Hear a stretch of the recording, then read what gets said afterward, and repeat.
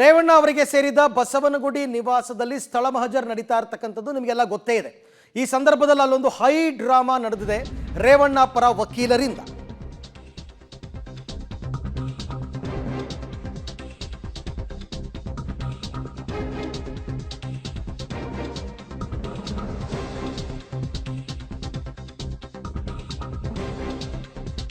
ಬಸವನಗುಡಿ ರೇವಣ್ಣ ನಿವಾಸದ ಮುಂಭಾಗದಲ್ಲಿ ಇದೊಂದು ಹೈ ಡ್ರಾಮಾ. ಸಂತ್ರಸ್ತೆಯ ಜೊತೆಗೆ SIT ಅವರು ಸ್ಥಳ ಮಹಜರ್ ಮಾಡ್ತಾ ಇದ್ದಾರೆ. ಸ್ಥಳ ಮಹಜರ್ ವೇಳೆ ನನ್ನನ್ನು ಒಳಗೆ ಬಿಡ್ತಿಲ್ಲ ಅಂತ ರೇವಣ್ಣ ಪರ ವಕೀಲ ಗೋಪಾಲ್ ಅವರು ಹೇಳಿಕೆ ಕೊಟ್ಟಿದ್ದಾರೆ. ಭವಾನಿ ರೇವಣ್ಣ ಅವರಿಗೆ ಮಂಡಿ ಆಪರೇಷನ್ ಆಗಿದೆ, ಅವ್ರಿಗೆ ಬರೋಕ್ಕಾಗಲಿಲ್ಲ, ಹಾಗಾಗಿ ನನಗೆ ಮಹಜರ್ ಬಗ್ಗೆ ನೋಡ್ಕೊಳ್ಳೋದಕ್ಕೆ ಹೇಳಿದ್ರು, ನಾನೀಗ ಬಂದರೂ ಕೂಡ ಮನೆ ಒಳಕ್ಕೆ ಬಿಡ್ತಿಲ್ಲ ಅಂತ ವಕೀಲ ಗೋಪಾಲ್ ಅವರು ಆರೋಪವನ್ನು ಮಾಡ್ತಾ ಇದ್ದಾರೆ.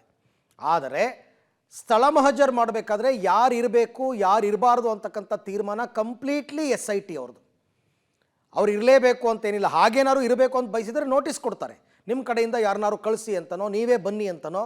ಈಗ ಹೊಳೆ ನರಸೀಪುರದಲ್ಲಿ ಸ್ಥಳ ಮಹಜರ್ ಮಾಡಿದಾಗ, ಹಾಸನದಲ್ಲಿ ಮಾಡಿದಾಗ ಇವ್ರ ಕಡೆ ಅವ್ರನ್ನೇನು ಕರೆದಿರಲಿಲ್ಲ ಅಲ್ಲಿ.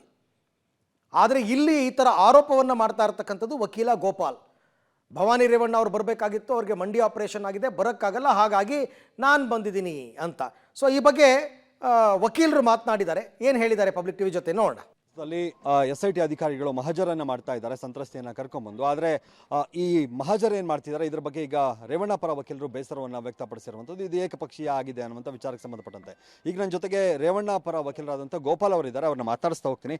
ಸರ್, ಏನಕ್ಕೆ ಇದು ಏಕಪಕ್ಷೀಯ ಅನ್ನಿಸ್ತು, ಯಾಕೆ ಬೇಸರವನ್ನು ವ್ಯಕ್ತಪಡಿಸ್ತಿದ್ದೀರಿ? SIT ಅಧಿಕಾರಿಗಳು ಬೆಳಗ್ಗೆ ನನಗೆ 8:30 ಫೋನ್ ಮಾಡಿದ್ದಾರೆ. ಅದ್ರ ಜೊತೆಗೆ ಬೆಳಗ್ಗೆಯಿಂದ ಕಡಿಮೆ ಅಂದರೆ ಒಂದು 4-5 ಬಾರಿ ನನಗೆ ಫೋನ್ ಮಾಡಿದ್ದಾರೆ. ನಾವು ಈ ರೀತಿ 11 o'clock 10:30 ನಾವು 11 o'clock ನಾವು ಬರ್ತಿದ್ದೀವಿ, ದಯಮಾಡಿ ನೀವು ಬರಬೇಕು, ಸಹಕರಿಸಬೇಕು ಅಂತ ನನಗೆ ನೋಟಿಸ್ ನೀವು ಅವತ್ತೇ ಕೊಟ್ಟಿದ್ದು, ನಾನು ಮತ್ತೆ ಇವತ್ತು ಕೊಡೋಕ್ಕಾಗಲ್ಲ ಬನ್ನಿ ಅಂತ ಫೋನ್ ಮಾಡಿದ್ದಾರೆ. ನನ್ನ ಆ ಫೋನ್ ಕಾಲ್ನೂ ನಿಮಗೆ ಎಷ್ಟು ಸಲ ಮಾಡಿದ್ದಾರೆ ಅಂತ ನಾನು ತೋರಿಸ್ತೀನಿ. ಆದರೆ ಇಲ್ಲಿಗೆ ಬಂದಂಥ ಸಂದರ್ಭದಲ್ಲಿ ಅವಕಾಶವನ್ನು ಮಾಡಿಕೊಟ್ಟಿಲ್ಲ. ಬರೀ SIT ಅವರೇ ಮಾತ್ರ ಹೋಗಿ ಅಲ್ಲೇನು ಮಾಜ ಪ್ರಕ್ರಿಯೆಗಳನ್ನ ನಡೆಸ್ತಾ ಇದ್ದಾರೆ.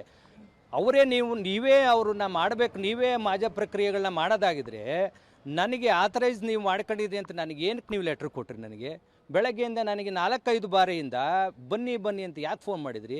ನಿನ್ನೆ ಸುಮಾರು 4 ಗಂಟೆ 5 ಗಂಟೆ ಸಂಜೆ 4 ಗಂಟೆ 5 ಗಂಟೆಯಲ್ಲಿ ನನಗೆ ಯಾಕೆ ಫೋನ್ ಮಾಡಿದ್ರಿ? ಬೆಳಗ್ಗೆಯಿಂದ 4ರಿಂದ 5 ಗಂಟೆ 4ರಿಂದ 5 ಟೈಮು ನನಗೆ ಯಾಕೆ ನೀವು ಫೋನ್ ಮಾಡಿದ್ರಿ?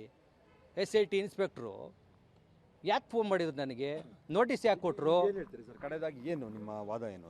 ನಮ್ದು ಏನು ವಾದ ಇಲ್ಲ. ಇಲ್ಲಿ ಇವರು ತೋರ್ಗಣಿಕೆಗಾಗಿ ನಾನು ನೋಡಿಸ್ಕೊಟ್ಟವ್ರು ಅಷ್ಟೇ. ತೋರ್ಗಣಿಕೆಗಾಗಿ ಏನೋ ಒಂದು ಮಾಡಬೇಕಾಗಿದೆ ನೋಡಿಸ್ಕೊಟ್ಟವ್ರೆ. ಇನ್ನು ಒಳಗಡೆ ನಡೆಯುವಂಥದ್ದು ಎಲ್ಲ ಯಾರೋ ಒಬ್ಬ ವ್ಯಕ್ತಿ ಕೂತ್ಕೊಂಡು ಮಾಡಿಸ್ತಾ ಇದ್ದಾರೆ ಅಂಥದ್ದು. ಇದು ಯಾವ ಒಂದು ಪಕ್ಷ ಕೂತ್ಕೊಂಡು ಮಾಡಿಸ್ತಾ ಇರೋಂಥದ್ದು ಅಂತ ನಮಗೆ ಕಂಡು ಬರುತ್ತೆ. ಏಕಪಕ್ಷೀಯವಾಗಿ ಮಾಡ್ತಿದ್ದಾರೆ ಅಂತ ಕಾಣಿಸ್ಪಡಿಸುತ್ತೆ ಅಷ್ಟೇ. ಇದು ರೇವಣ್ಣ ಪರ ವಕೀಲರಾದಂಥ ಗೋಪಾಲ್ ಅವರ ಆರೋಪಗಳು. ಕ್ಯಾಮ್ರಾ ಪರ್ಸನ್ ಅಕ್ಷಯ್ ಜೊತೆಗೆ ಮಾದೇಶ್ ಆನೇಕಲ್, ಪಬ್ಲಿಕ್ ಟಿವಿ, ಬೆಂಗಳೂರು.